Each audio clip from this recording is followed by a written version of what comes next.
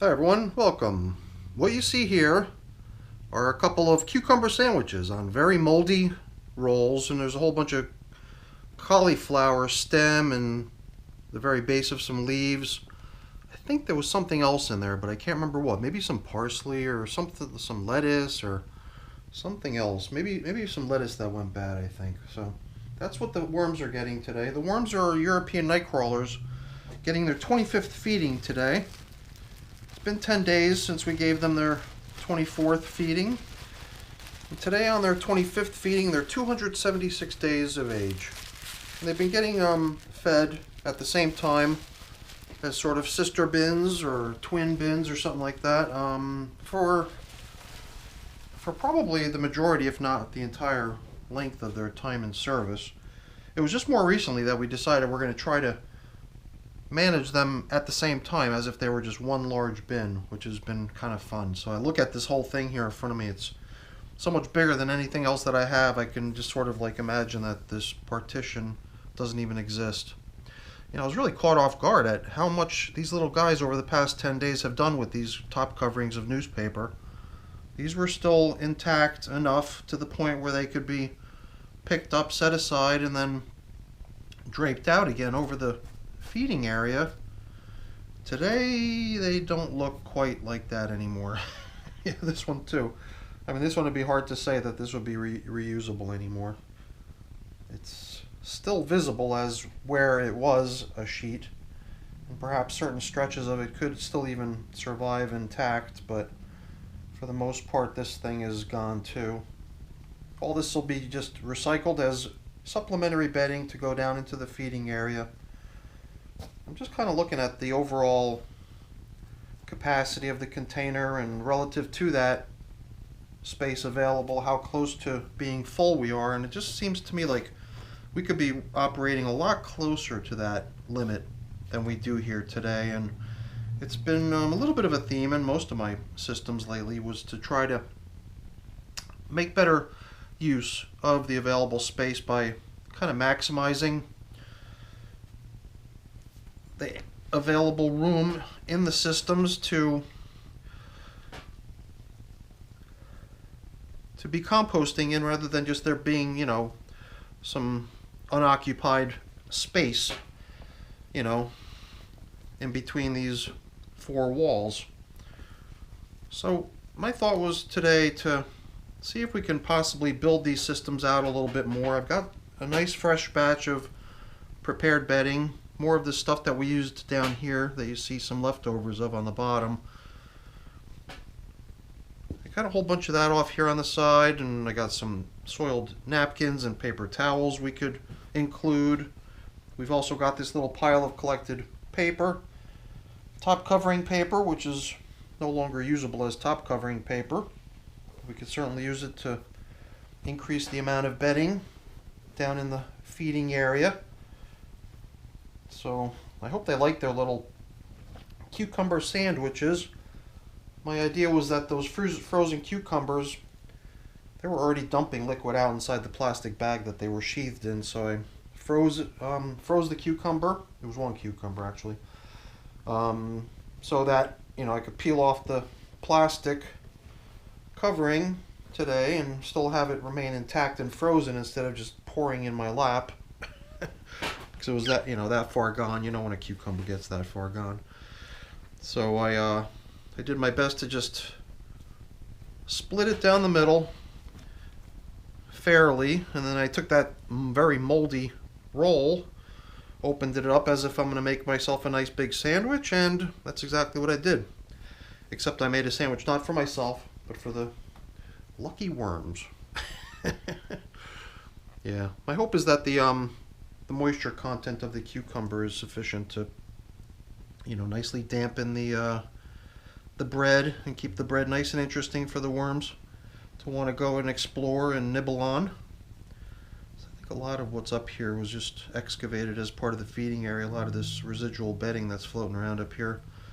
I actually thought there'd be more of it left over. These worms have been doing a heck of a job breaking stuff down in these bins, so I don't feel like I'm even challenging them with what we're doing here today. It just seems like they're totally gonna rise to the challenge and show us what they're capable of. All right. Putting out the nice placemat and the napkin. Same treatment for the other system. Nice placemat. Here's your napkin, sir. And let's bring in the yummy foods. So, besides the delicious cucumber sandwich, there's even more stuff that's going to aid in the boosting of the moisture down here to get this bread nice and soaked. So I'm going to be placing all this stuff right on top. Look at this stuff. It's pretty much liquid already. It just sort of stuck together into a big frozen block. I even had a hard time breaking it into two pieces. So that stuff right there is going to let out a great deal of moisture, that's for sure.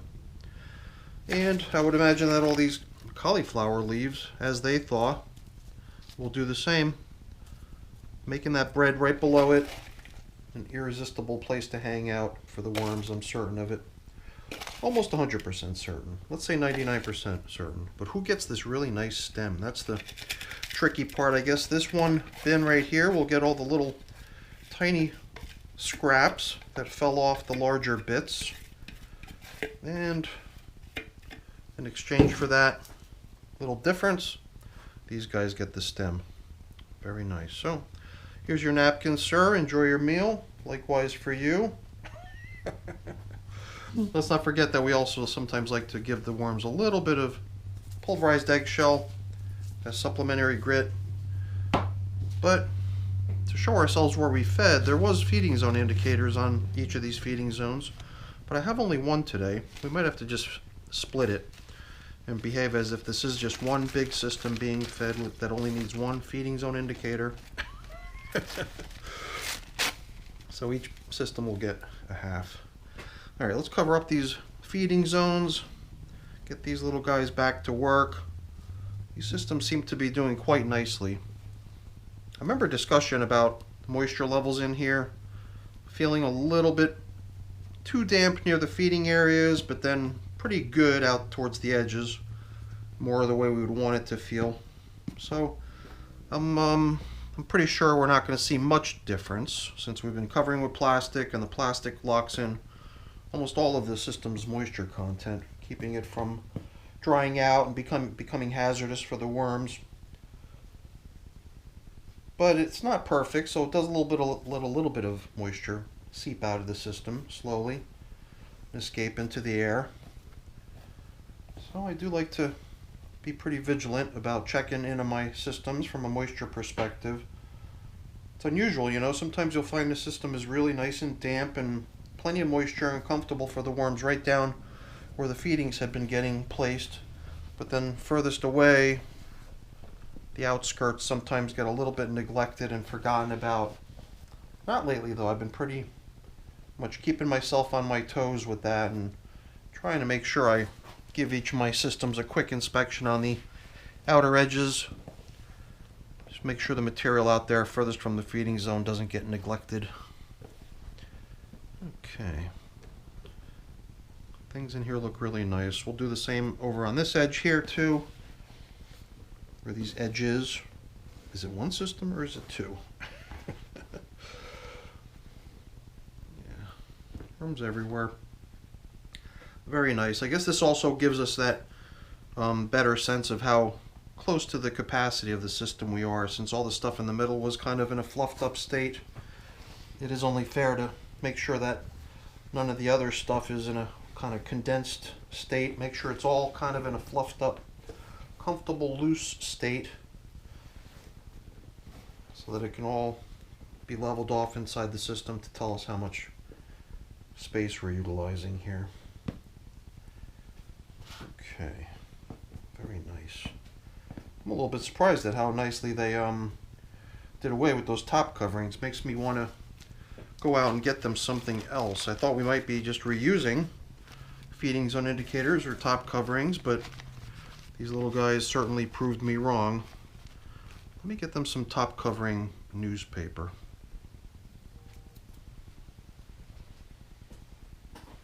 Okay, so I found this pretty big piece of newspaper. It's the piece that's got like that outer flap that hangs out when you unfold it. So to get this sort of split in the middle, let's give that a try. How big are these? Perhaps if I were to split them one more time, then they can go in diagonally, and a little bit overlap in the middle, but pretty good thorough covering, especially if they're going to come up and nibble on it again, which they seem to like to do. Let's go ahead and give them plenty of space to be able to do that. So, alright, very good. I gotta tell you, these European night crawlers, they're doing a really nice job in these bins.